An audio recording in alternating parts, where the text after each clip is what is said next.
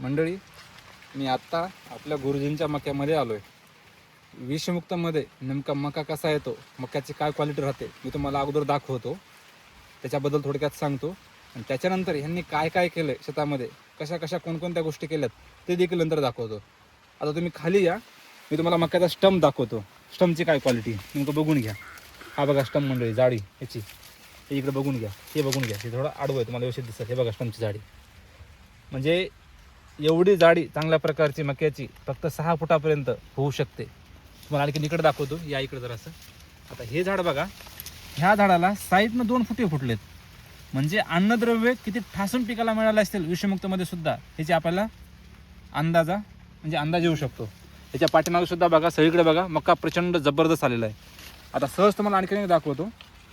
ह्या मक्याच्या पानावरची काळोखी चेक करा आणि हे इकडे साईज बघा पानाची. ह्याच्यावरून मक्याच्या क्वालिटीचा अंदाज आपल्याला होतो मंडळी.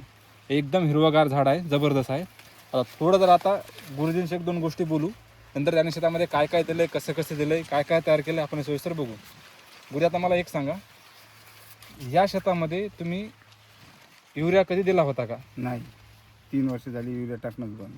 आणि तरीसुद्धा एवढी काळोखी जबरदस्त आलेली आहे. हो. मग आता मला एक सांगा आणखीन, नेमकं हे शेत किती वर्षापासून विषमुक्त आहे? हे 4थं वर्ष आहे. 4थं वर्ष. हो. मका लावला कधी? मका मेच्या 13 तारखेला. आणि आज आहे 30 जून, म्हणजे जवळपास 50 दिवस झालेत असं म्हणायला हरकत नाही. हो. बरोबर. ती 20 दिवस पकडा आणि 30 दिवस पकडा. हो. बरोबर. तरी 50 दिवसांना 3 दिवस कमीच आहेत. हो. 50 दिवस झालेत. 50 दिवसामध्ये मका 6 फुटापर्यंत झालाय.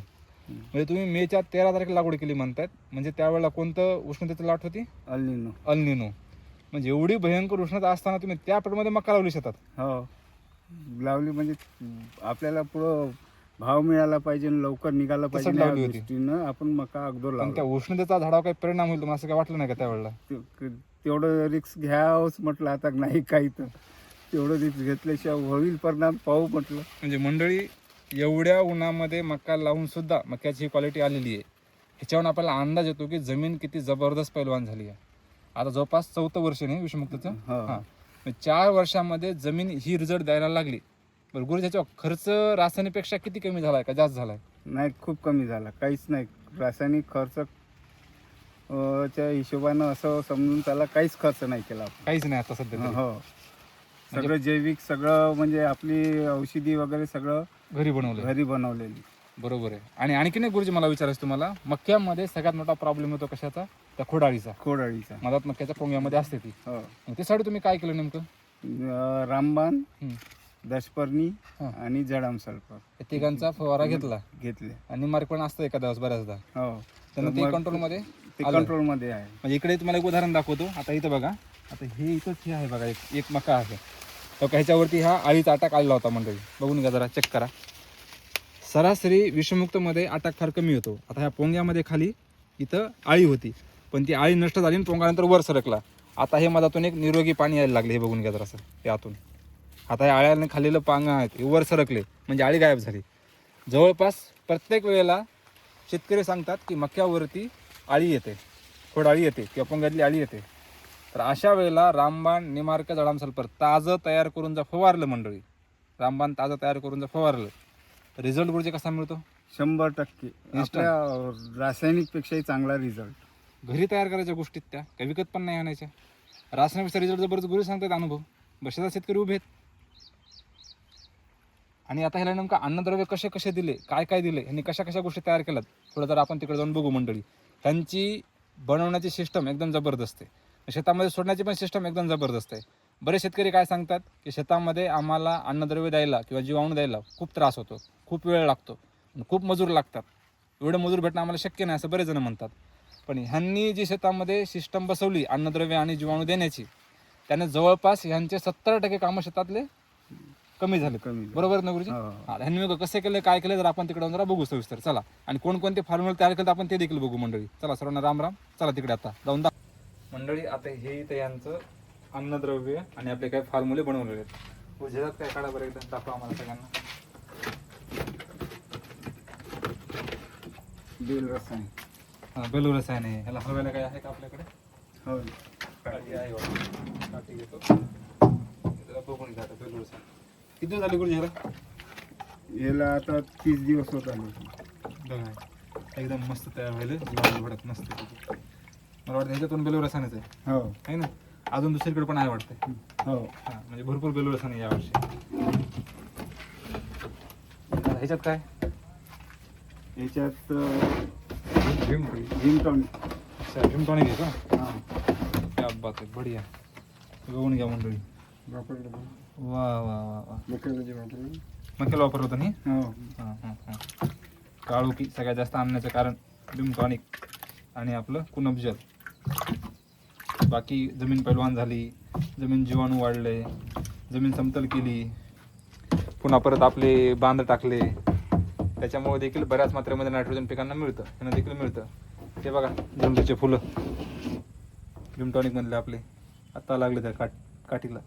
ह्याच्यात काय गुरुजी? दशपर्णी. दशपर्णी. एकदम बढिया, एकदम बढिया. हे दशपर्णी तयार झाले गुरुजी तर.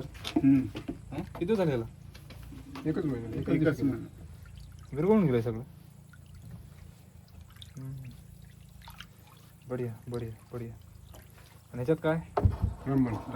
रामबाण. जास्त रिझल्ट कोणाचा? रामबाणचा घ्यायचा? रामबाणचा एकदम नंबर 1 रिझल्ट आहे मंडळी. रामबाण घरी बनवा, एकदम जबरदस्त रिझल्ट आहे रामबाणचा, लक्षात ठेवा. खतरनाक आहे. किती रामबाण आहे बघू तरी द्या. किती केले? अरे बाबा भरपूर आहे. किती लिटर केले रामबाण? तरी 40-50 लिटर असेल तयार झालेलं. हो म्हणजे जवळपास तुम्ही 80 लिटरचं तयार केलंय. हो हो. हे बघा मंडळी. वास आला गुरुजी, एकदम डोकं मोकळंच झालं. गेलो. आणि दुर्गंध नाही त्याची मंडळी, एकदम असा खमंग वास येतो, एकदम डोकं सगळं मोकळं होते. झणझणीत झेंडूबाम सारखा वास येतो याचा. त्याला लावून घे गुरुजी व्यवस्थित. आणि कुनबजल कुठे आहे आपलं? हे जडाम सल्फर. इकडे जडाम सल्फर ना, ते जडाम सल्फर मंडळी. किती लिटर आहे गुरुजी? 20 लिटर. 20 लिटर आहे. आता ह्याला काय करायचं? चांगलं गाळून घ्यायचं. गाळून म्हणजे असं वरच्यावर आलं उचलायचं, 20 लिटर कॅनमध्ये पॅक करून ठेवून द्यायचं. आणि खाली जे अर्धा लिटर शिल्लक राहते ते फेकून द्यायचं. उकंड्या वगैरे आपल्या कशा बी खता वगैरे टाकून द्यायचं आपल्याला. आणि कुनबजल कुठे? झाडात ठेवलंय का? कुनबजल मंडळी या इकडं. सगळ्यात मेन प्रोडक्ट आपलं प्राचीन ग्रंथांमधलं कुनबजल. ते इकडे ठेवलंय गुरुजी झाडांमध्ये. का बरं ठेवलंय म्हणे? कारण त्याची दुर्गंध जास्त येते म्हणे. दुर्गंध येते त्याची जोपर्यंत तयार होत नाही 100%. तयार झाले की दुर्गंध गायब होते. दुर्गंध गायब झाली की समजून घ्यायचं ते तयार झालं. काठी आणली का? वा बढिया. घ्या एकदा काठी. किती लिटर बनवले गुरुजी? किती किलोचं बनवले? 70 किलोचं आहे. 70 किलोचं दोन्ही नाही, दोन्ही मिळून 70 किलोचं. अच्छा.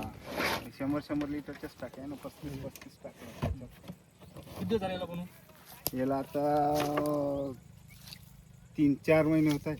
ह्याची एक गडबड झाली तुमची. त्याला पूर्ण क्रश करून घ्यायला पाहिजे होतं. हो तुम्ही क्रश नाही केलं.